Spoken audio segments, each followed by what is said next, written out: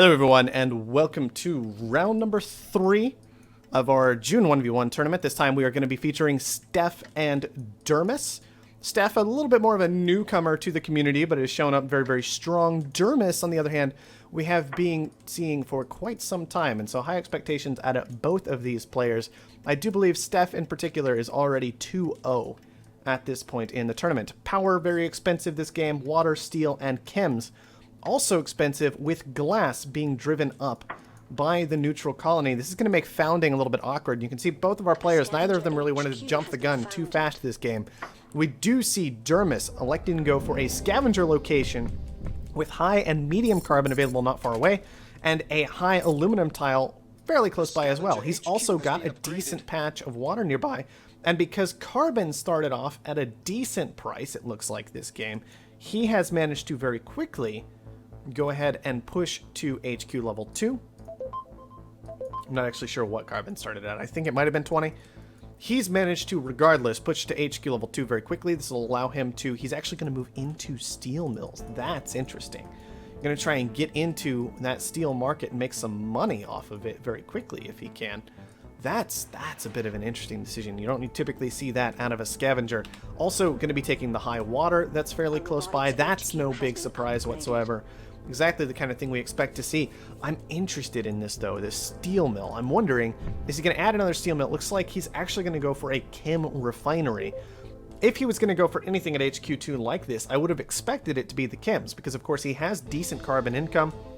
Carbon didn't start at 40, so it's not too hard to get to. Fuel didn't start at 80 or anything ridiculous like that, so it's not too hard to utilize. And we do, in fact, see the transition now into double chem refinery, choosing to move out of that steel once his opponent has managed to upgrade, it looks like. So Dermas just going to be trying to push into these chem refineries pretty quickly. Stef, on the other hand, we saw him go for triple steel mill HQ1, and I really liked that decision because steel started so expensive, he didn't feel the need to rush into the iron. His opponent wasn't pulling in iron either. There was no risk of like losing a ridiculous amount of money to that. And so we see that Stef, he just went into triple steel mill, got to that upgrade, then moved into the iron that he would require in order to continue moving through the game. EMPs from both players. Dermas goes ahead and hits the iron, of course, because Stef needs that iron in order to continue making this steel. So it actually cuts him off from a lot of money, potentially, having this iron taken away for the moment, while Dermas, it also should be pointed out, with power starting so expensive, this is actually important, and an office on the colony too. Interesting. It's important to note that these steel mills, since they're left on, continue to consume large amounts of power, while these metal mines, if they had been on, wouldn't be. And so that's always something you kind of want to pay attention to too, is managing to push this power price high. This potentially gives Dermas kind of a market to move into a little bit more easily if he wanted to, for example, move into some geotherms or potentially some wind turbines closer to his base. These are good options for him right now, just due to the fact that power is so expensive. He's also managed to keep steel reasonably expensive for the time being. You can see Stef has in fact now turned his steel mills off for the time being. So steel isn't coming down anytime soon. And this is a fantastic position for him to be in a lot of ways, because it makes it hard for Stef to get into power. He wants steel so he can put down steel mills if he can. Instead, he looks like he's going to be pushed more toward those silicon-based solar panels. And so that's what we're possibly going to see out of Stef. Thing is, that leaves Stef in a position where he's not really making any money except from the iron for a while. Then he has to get into steel anyway. It's all just a little bit awkward, but he definitely can't continue to ignore this power price with steel production. Stef also looking to take an extra claim for the time being. Where is our silicon on this map? Let's go ahead and take a look very quickly. Not a whole lot of it, only 5 tiles. And so in a lot of ways, solar panels not necessarily what you want to be forced into. Now, silicon started very cheap, so it is still an option. And that's very, very important in this game. You can see this solar panel, not all that expensive to get down, started at $8 for that. The next solar panel is going to be a bit more expensive, but still doable. Only $4,000 for that. After this, though, that silicon price is going to be jumped up to the point where it's going to be very painful to continue building those panels if he wants them. Oh, electrolysis reactor coming down. That's just more power consumption. I'm a little bit concerned about it, but of course fuel is already very expensive. because Dermas has left these chem refineries on for so long. I would expect to see Dermas transition away from these very, very soon, potentially into his own reactors, if for nothing else than to keep Stef from gaining all the money back from these electrolysis reactors. So Dermas has moved into actually double geotherm with a wind turbine, and there's a shortage in power. That is just ridiculous. Actually, a general shortage throughout different areas of the colony, but power is the relevant one for our purposes right now. Dermas is paying off 1,000 debt a second with this. Now, he does have a lot of debt going on right now, and he's actually only paying off 800 once food and fuel costs are added in here. But he's managing to get fuel online. That's going to be a lot of cash in his pocket. He's got power online, very, very effective power. And more than that, Dermas already has a mutiny saved up. We're just waiting for dawn at this point, I imagine. That mutiny, I would very much expect to land right on top of Stef's solar panel right here. I think this is a bit of a mistake out of Stef, putting the Goon Squad in this location, as this is the most valuable solar panel. For one thing, if Superconductor, for whatever reason, came into play, it would cut off this panel, right? That's important. But another thing is, just the adjacency bonuses that these steel mills receive make this panel significantly more valuable. And of course, a centrally located EMP would land here. The only reason this Goon Squad makes sense is if you expect a mutiny to come down immediately on top of this panel, which it definitely did not. Dermas still saving up a mutiny, might have been planning to use that as a bit of a counterattack, but he is not going to need to. Hopefully for Dermas, he does not go for the double mutiny, as a bounced mutiny would be a very bad situation for him, because right now, Stef should be pretty well aware of what's going on with Goon Squads right now, and should know for a fact that Dermas, he's left his geotherms completely undefended. And I keep harping on this power situation, but you can see that Dermas has paid down about $50,000 in debt off the back of power. Now, power's dropping pretty rapidly at this point, but I'll be a bit surprised if he doesn't manage to make a little money from this before the day is done. On top of that, though, I am a bit concerned about this wind turbine. It's gonna be a wasted tile very, very soon. The geotherms are quickly potentially gonna turn into dead tiles, just not doing anything on the map. Power's still at 163, but it's going to be dropping very, very quickly with all this power generation going on. Hacker Ray comes down. Dermas going to take that. Don't know if I like that decision too much. It's okay. It's a Hacker Ray. But you can see it does push him away from making money with his power this game. That's 16,000 in cash. He effectively just paid for that Hacker Ray. Anyway, back to this wind turbine. I'm concerned about it because it also is going to turn into a dead tile, but it's not as powerful as the geotherms if power ever does spike up again, and it's very difficult to utilize for anything except for power.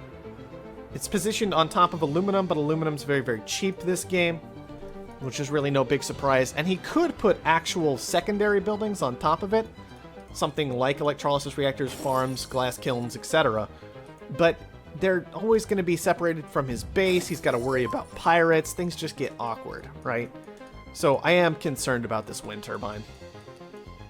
Silicon Quarry coming down for Dermas. Stef already had a pair of them to go with his solar panels and these ever-increasing glass prices. I think that was a strong decision despite their distance from his base, purely because of these warehouses down here. Those are pushing up glass's price very effectively. That makes silicon valuable. You want to make sure you have good access to it so that you can go ahead and move into glass kilns at some point, which also, of course, lead into the natural transition late game of an off-world market. Stef gone ahead and moved into some power himself. You can see Dermas, power still at 100 right now, still at solidly at 100. That's very nice for him because these geotherms, this is just 200 cash per tile right now. This is why I was so concerned about power this game. And you can see during the day, power's kind of leveling out pretty effectively. I don't even know if I like this EMP, frankly. I guess it's on the farm, so that's okay. But because Stef was always consuming large amounts of power, with these steel mills, he had reactors up for a while, that power price stuck pretty high very effectively for a long time. Now it's finally starting to drop off. Now it is worth pointing out that Stef did manage to push to HQ4 during this time, Dermas back at HQ3 for a long time. Just kind of stuck there. This is why I didn't like the Hacker Ray. Imagine a world where Dermas had just 16,000 more cash, even more than that realistically, because he's over here trying to hack up carbon, which is pretty cheap, probably not going to be in a very effective play just because carbon's so cheap right now. It's very, very difficult to artificially increase the price to a point where it'll actually be profitable. So imagine that world. is available for option.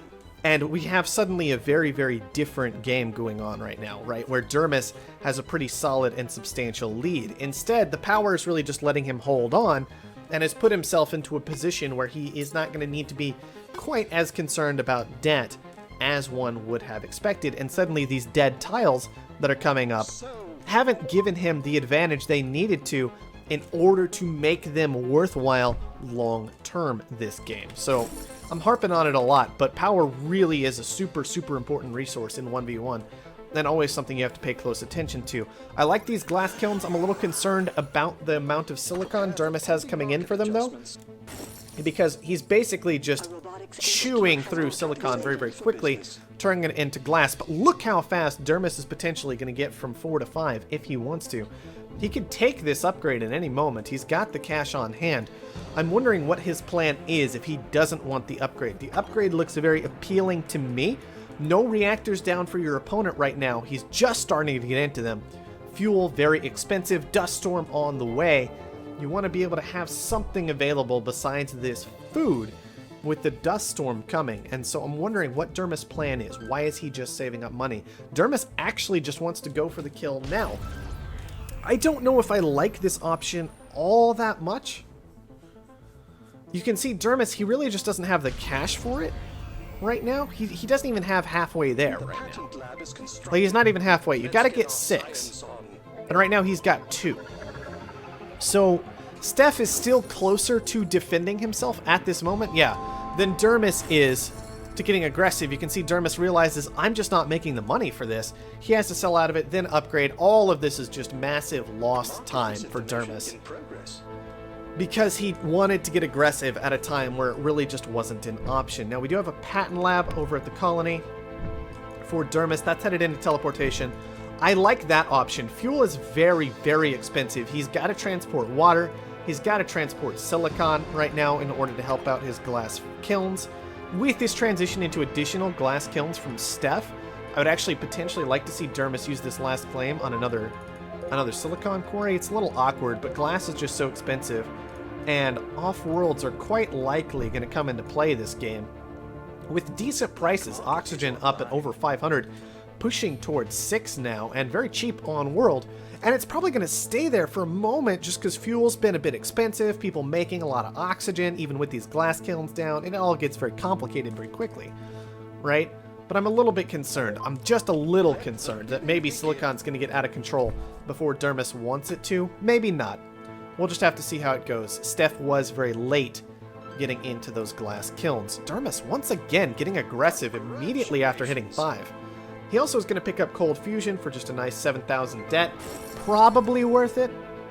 And you can see, by the way, we do have this random steel mill out in the middle of nowhere, just like occasionally transporting steel. I would not mind having seen pirates on that, but of course with Dermas picking up teleportation, they would have been made pointless very, very quickly that game. Dermas now headed for slant drilling, which is always a decent tool to have. I mean, it increases water production by a bit very easily, very effectively. It'll increase his carbon production a bit very effectively. Just go from 2 to 3. It's not a huge boost, though, so I'm not sure I'm actually all that on board with this slant drilling play. I'm wondering if there's something better you could do here. Maybe thinking machines, for example, just to defend against mutinies if it pushes into that sort of war, would have been an option. Just there were other tools here that were available to you. Maybe financial instruments if you think your opponent's going to spiral out a little bit, for example. They're just, I don't know if slant drilling is really the best use of this tile, especially just because it does cost, you know, a good $7,000 right now. And I don't see it providing too much benefit. As I'm going on and on about this, it is worth pointing out that even a small increase in water maybe will be valuable, maybe even a small increase in carbon will be valuable as Dermas moves in toward those off-world markets. Alright, Stef has pushed into sea levels of debt. This is what I'm talking about with financial instruments, by the way. Could have been a very interesting tool to have. Dermas trying to hack up electronics. I definitely like this move. Stef not in electronics at all, so even though Dermas wasn't making them, It's still, he can artificially raise the price of them, develop a stockpile ahead of time. That stockpile becomes more valuable with the shortage. He then sells down out of the shortage, of course, and he's made a fairly clean, good bit of cash there. You can see these players are very, very even right now in terms of cash, but I think that honestly gives the lead to Dermas. He's got the hacker array. He's gotten the patent lab. He should have more claims off the black market. I'm not saying he does, but he should, as the scavenger player. Dermas now has an upgrade center. I'm not so sure about this optimization center right here. Going into those electronics could be decent, but I am concerned about how much he's committing into these investments that aren't just planting down an off-world market, quite frankly. I'm concerned about that. Dermas is going to pick up virtual reality for 8. He actually has the claim to go and send out for that habitat. I mean, that's going to make a decent amount of money for him, I would say, on the back of that virtual reality. With the adjacency, it's probably going to be good enough. So that was probably worth it. It was just some debt that he paid for that virtual reality. Then he has to actually build the dome, which was quite expensive given this high electronics price right now in particular. But this game is looking to go long. Both players are going to fully defend themselves. We're going to have to be looking at the off-world market plays. And so I'm not completely against the taking virtual reality off the auction. Thinking Machine's coming up for Stef. I think this is potentially a pretty big pickup in this 1v1. He isn't really in a position where he can easily utilize it immediately. He doesn't have a hologram or a goon squad positioned adjacent to his headquarters. But this will potentially let him keep up with the scavenger a bit better in the all-out black market war. It should also be pointed out this isn't the best black market layout for a scavenger. There are two tools on here that aren't affected by the black market bonus at all, right? The hologram and the spy. So then you're down to just bribe claim, pirates, EMP, network virus, mutiny, and goon squad. Network virus and pirates are understood to be generally, especially in 1v1, some of the weaker patents. They have their place. Certainly network virus is more come into its own as players have gotten better with holograms, but they're generally not going to be as effective. And so you're looking for direct attacks on your opponent. Pretty much all you have is EMP and mutiny. EMPs are already 20,000 for Stef and Dermas both. Mutiny's already up to 5,000. That's not all that high, but they're going to go up very, very rapidly. It does mean that mutiny is pretty much the only tool you actually have to continually and cheaply get aggressive against your opponent for the time being. So that scavenger advantage not going to be as powerful as we might have liked it to see. Might have liked to see it in other games. Man, I kept talking about power, kept talking about debt again and again and again this game, and finally we've pushed to the point where Stef is in D levels of debt. So we talked about black market advantage is now solely on over to Dermas. Effectively, Stef not able to even use the black market against Dermas for the time being. Alright. High iron auction at this point. I would not take this. Look at where it is. I mean, iron's expensive, I guess. I guess Dermas has the teleportation, but he's already picking up iron here. I'm wondering, I think he actually has this tile fully claimed. I don't know, this is a bit awkward. 20,000 dead is a decent amount. Maybe it's worth it because of teleportation. It'll be a while before it comes online, but it will very rapidly start making money. So perhaps it's alright. Yeah, I can kind of get on board with it. Just a little awkward here, but Dermas does have the debt to absorb that for the moment. Okay, do we not have any move toward Offworlds yet? No, we don't this game. Now, Dermas has managed to develop quite a bit of cash over here. He's got a lot of cash on hand. He could put down an Offworld if he would like to, and in fact, we are finally going to see one drop underneath the hologram next to a farm, an electronics factory, and an electrolysis reactor. So what does it look like to Stef? Well, he's got a spy down, so it looks like an Offworld, of course. Oh man, it is hologrammed as an electronics factory, but nobody's going to see that this game, so it's just a small little interesting detail, but not particularly important. Looks like Stef felt the need to pay down his debt. This is where it really starts to hurt for Stef. So suddenly we see that Dermas not only has a cash advantage, not only has a debt advantage, but also has that start on that Offworld market. All right, Stef has also moved to an Offworld market. So Offworld for each player. Stef a little bit ahead of the curve there. But Dermas, look at this cash difference. Like the time difference in these Offworld markets. Yeah, Stef has it up ahead of time. It's going to get in maybe about 3/4 of a launch or so. But 3/4 of a launch, let's compare that to, or a 45-second advantage on a launch even. Compare that, I mean, that's $48,000, right? That's nowhere near the massive cash advantage that Dermas had at this stage of the game. Stef still in D levels of debt once again after this interest tick. Financial instruments, I'm just saying. Slant drilling could have been financial instruments. This is all I'm throwing out there. Look. I know I keep harping on it, but that's only because it matters. Interesting play here out of Dermas. He's not using the hacker array, and he also wasn't using the patent lab, but he transitions the patent lab into the Offworld instead of transitioning the hacker array into the Offworld. The hacker array is a bit more obvious to move into an Offworld, right? But, and so maybe he hides the second Offworld a little bit more effectively this way, but the Offworld is just less effective, and I don't think he needs to be concerned about hiding the Offworld at this point, as his opponent is A, in D levels of debt, and B, you don't really want to be using your mutinies offensively against someone who has thinking machines. What you can do is just buy up a mutiny, try and let that cooldown come back, and then sit on your cooldown, so if your opponent gets aggressive with a mutiny against your unprotected, just out in the open Offworld, alright, well you just take it back. And then he does it again, and then you just take it back. And you know for a fact that you are going to have access to that mutiny again first, because you're the scavenger player. So I don't really like this play out of Dermas. On top of that, it's already been spied out by Stef anyway, so I really would have much rather seen the Offworld in the strong position if this is the play he's going to go for. Regardless, Dermas does definitely have the advantage still. Double Offworld to single Offworld. 7 stock in yourself to 6 stock in yourself. They both own the remainder of the stock at this point. You can see Stef's going to get aggressive against the Offworld anyway. Dermas should be able to mutiny this right back very quickly. Just pick up another mutiny immediately. So Stef, he can grab another mutiny. He can go for it again. Dermas replies with the mutiny once again. This is how the black market game works in the late game, right? You buy a mutiny, you sit on your cooldown.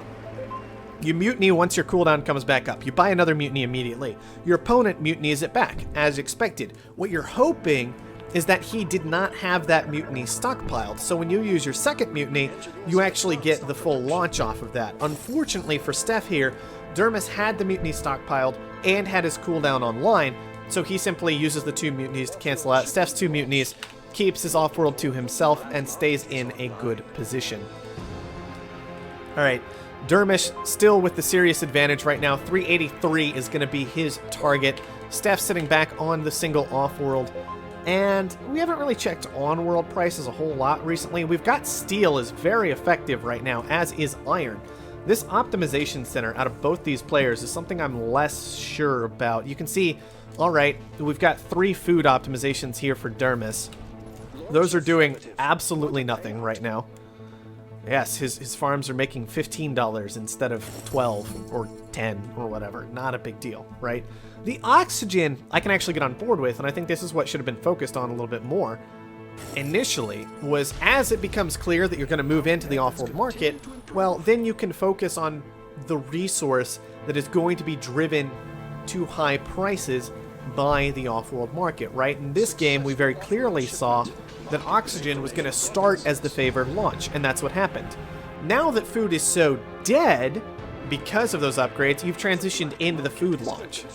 But oxygen is the one players were going to start with because it started more expensive in the Offworld and started cheaper on-world. So it's no big surprise to see oxygen spike to that ridiculously high level. Dermas has almost got the game cleaned up here. He's done a very good job of keeping Stef held back long enough, pushing to this double Offworld before Stef managed to. And he is, in fact, going to go ahead and take our round number 3 here. That's a big win for Dermas. That's very, very well done.